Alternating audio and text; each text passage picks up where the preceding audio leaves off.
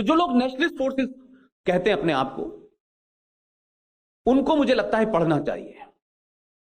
हम हजारों किताबों का रेफरेंस देते हैं, लेकिन बहुत कम कोशिश करते हैं कि उनको पढ़ा जाए। ऐसी एक किताब है,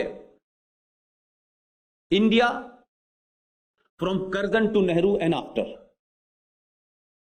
इस किताब का पेज नंबर 353, चैप्टर 13 पढ़ेंगे आप, तो जो कुछ भी उस वक्त के राष्ट्रपति राजेंद्र प्रसाद के साथ जवाहरलाल नेहरू ने किया, उसका पूरा वर्णन है।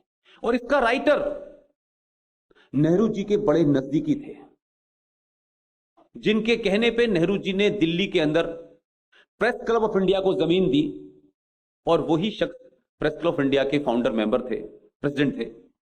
उनका नाम था दुर्गा दास, जिनका बेटा बाद में दार्जिलिंग से मेंबर ऑफ पार्लियामेंट बने, और उनकी बेटी आज दिल्ली में हार्डकोर लेफ्टिस्ट जर्नलिस्ट है।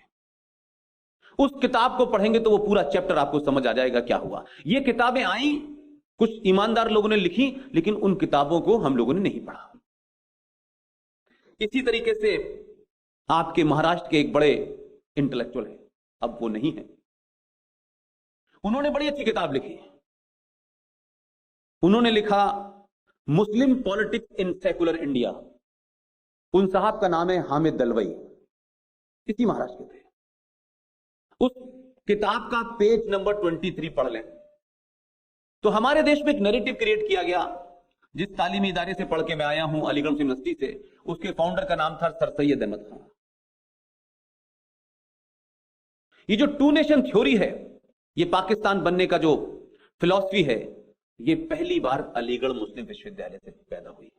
और बहुत लोग उसी यूनिवर्सिटी के गए, कोई पहला प्राइम मिनिस्टर बना, कोई राष्ट्रपति बना, ये सिलसिला था।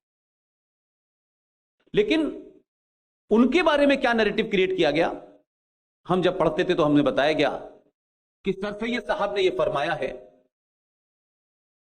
कि हिंदुस्तान एक बहुत खूबसूरत दुल्हन है, और उसकी एक आंख हिंदू है और एक आंख मुसलमान है। अगर एक भी खराब हो जाएगी तो दुल्हन बड़ी बदसूरत लगेगी।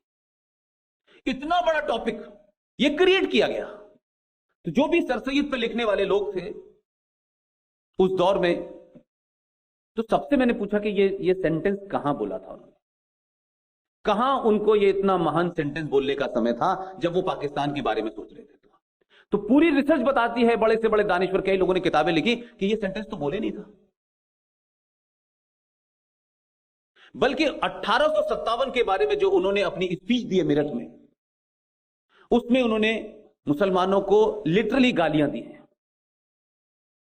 ये जाहिल लोग हैं, ये बेवकूफ लोग हैं जो इसमें कूद गए हैं। ये उनकी स्पीच का हिस्सा है।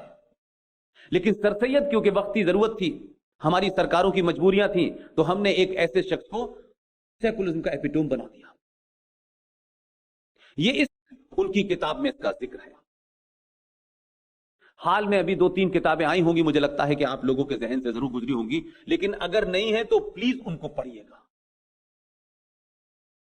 एक किताब आई है, your prime minister is dead, written by Anuj Dhar. और यही किताब बेसिस है जिससे आपके शहर मुंबई के एक फिल्मकार विवेक अग्निहोत्री ने एक फिल्म बनाई है जिसका नाम है ताशकंद फाइल। उस किताब में कुछ भी अपनी तरफ से इंटरप्रेट नहीं किया गया है।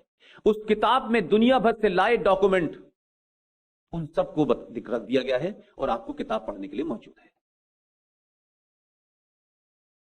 ऐसे ही कश्मीर के ऊपर जो लोग किताब पढ़ना चाहते हैं, जो सच मायने में कुछ समस्या को समझना चाहते हैं, उनको जगमोहन साहब 91 के हैं, जीवित हैं, थोड़ा अस्वस्थ हैं। उन्होंने किताब लिखी है माई फ्रोजन टर्बुलेंस इन कश्मीर। उसका लेटेस्ट एडिशन भी आया है। हमारे एक दोस्त जर्नलिस्ट ने, जिनके घर में कई लोगों का कत्ल हुआ जब ये कश्मीरियत अपने पूरे चरम पर थी, और कश्मीरियत जिसकी दुहाई दी गई, उसमें क्या हुआ, उस किताब का नाम है our moon has blood clots, a memoir of a lost home by Rahul Pandita. ये मैं किताबें इसलिए लिख रहा हूं कि हो सकता है बीच में याद न रहे, और ये किताबें मेरे लिए इसलिए महत्वपूर्ण है कि आप एक इंस्टीट्यूशन है, तो इन किताबों को जरूर आप पढ़ें और इनको जरूर रिफर करें।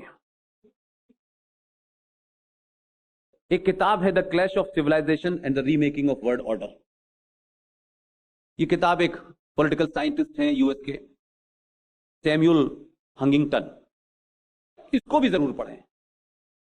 तो ये जो कहा जा रहा है ना पूरे दुनिया के अंदर युद्ध होने वाला है, तीसरे युद्ध की तैयारी है, इनकी रिसर्च कहती है, और मैं उससे बहुत हद तक सहमत हूं, क्योंकि जो मैं अपनी आंखों के सामने देख रहा हूं, जो पाकिस्तान में देख रहा हूं, जो बांग्लादेश में देख रहा हूं, उससे मुझे लगता है कि अगला जो भी युद्ध होने वाले आशंकाएं बताई जा रही हैं, वो युद्ध देशों के बीच में नहीं होने वाला है, वो युद्ध कल्चर और सभ्यताओं के नाम पे होगा।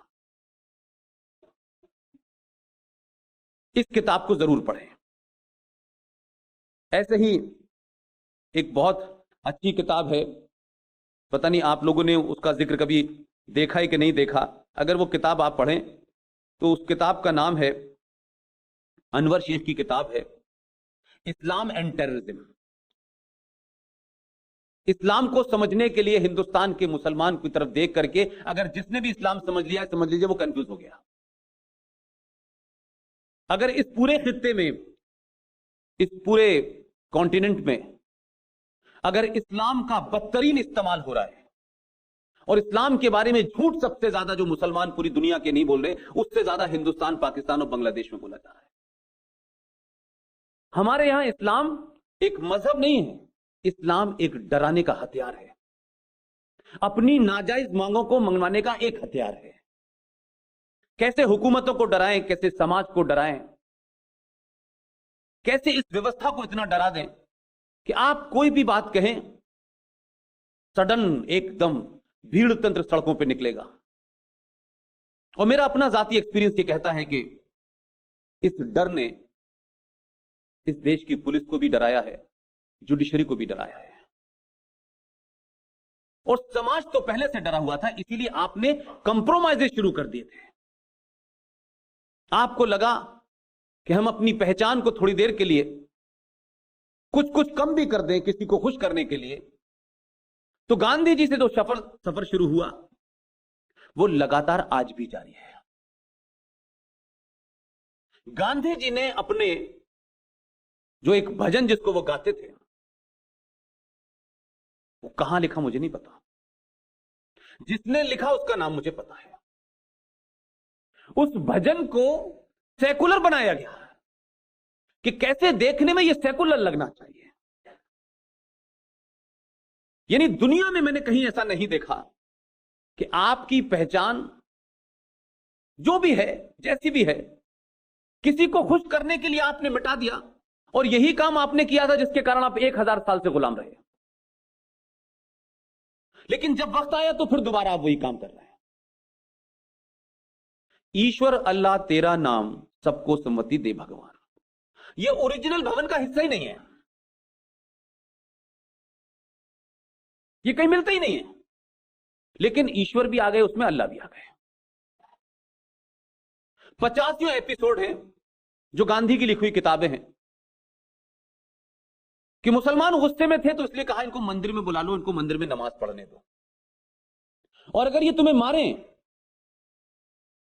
तो इनसे लड़ना नहीं है, इनका दिल जीतना है। ये दिल जीतने की जो कला थी ये मुझे आज तक समझ में नहीं आई। हम खत्म हो गए, हमारा दिल खत्म हो गया, लेकिन हम दिल ही जीत रहे हैं उनका आज तक। इसी तरीके से बहुत सारे कंप्रोमाइजेस हमने संविधान में कर लिए, पता नहीं क्या सोच के हमारे पूर्वजों ने किए थे। 70 साल के सफर में मुझे तो कम से कम ऐसा नहीं लगता है कि जिनको विजनरी कहा जा रहा है वो विजनरी थे। मैं अगर बहुत असभ्य भाषा में कहूं तो मुझे लगता है इस देश पे 70 साल तक बौने लोगों का कब्जा था। उन बौनों को कैसे बड़ा बनाया जाए, बड़ी बड़ी किताबें लिखी जा रही थी। कोई डिस्कवरी लिख रहा है, कोई भारत एक खोज लिख रहा है, कौन लिख रहा है, किसने भारत कहां खोजा, हमें नहीं पता। और किसने कौन सा फ्रीडम मूवमेंट में कौन लोग लड़ रहे थे कि जिनको अंग्रेज सजा भी इस बात की देते थे कि दिल्ली के ऑलमोस्ट पॉश इलाके में उनको अपने घर में नजरबंद कर दिया जाता था और अंग्रेज साहब का आदमी उनसे पूछने आता था कि सुबह नाश्ते में आप क्या लेंगे और अखबार कौन कौन सा पढ़ेंगे। ये नजरबंदी अगर है तो इस देश को नजरबंद हो जाने में ज्यादा अच्छा है। लेकिन उसी वक्त जब ये स्थिति दिल्ली में चल रही थी, उसी वक्त कोई आदमी, क्योंकि वो विजनरी नहीं था, वो एक्सीडेंटल हिंदू नहीं था, उसके अपने होने पे उसे कोई शर्म नहीं थी और वो बुनियादी चीजें लड़ रहा था। आपी के प्रदेश का एक शख्स अंडमान निकोबार में हजारों सालों से ऐसी चीजें भुगत रहा था जिसकी बात आज तक नहीं बताई गई। जब अंग्रेजों से लड़ने वाले दिल्ली में सुबह लिखते थे letter to daughter in the morning, फिर कोई ख्याल आ जाता था उनको तो दोपहर में भी लिखते थे और किताब बन गई लेटर टू एल्डर, बेटी की। इतनी मोटी किताब है, उसे हम पढ़ रहे हैं कि क्या महान बातें लिखी जाती थी उसमें। लेकिन एक शख्स को साल में एक चिट्ठी लिखने का अधिकार था और उसकी काल कोठरी के बाहर एक और काल कोठरी थी, क्योंकि ये भाग न जाए। वो इस देश में आज विलेन है।